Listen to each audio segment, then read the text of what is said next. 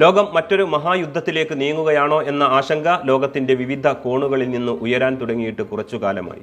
Russia Ukraine യുദ്ധം തുടങ്ങിയപ്പോഴും ഫലസ്തീനികൾ പുതിയ പോരാട്ടത്തിന് തുടക്കമിട്ടപ്പോഴും സിറിയയിൽ ഏതാനും ദിവസങ്ങൾക്ക് മുമ്പ് ആഭ്യന്തര യുദ്ധം തുടങ്ങിയപ്പോഴും ലോകം മഹായുദ്ധത്തിലേക്ക് പോവുകയാണെന്ന രീതിയിലായിരുന്നു ചർച്ചകൾ.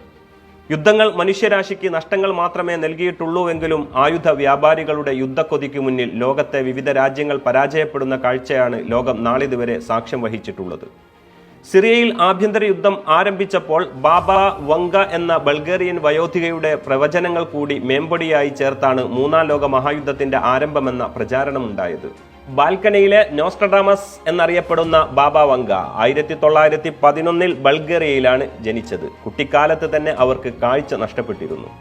എന്നാൽ 1996 മരിക്കുന്നതിന് മുമ്പ് അവർ സിറിയയിൽ നിന്ന് മൂന്നാം ലോക മഹായുദ്ധത്തിന് തുടക്കം കുറിക്കുമെന്ന് പറഞ്ഞിരുന്നുവെന്നായിരുന്നു പ്രചാരണം.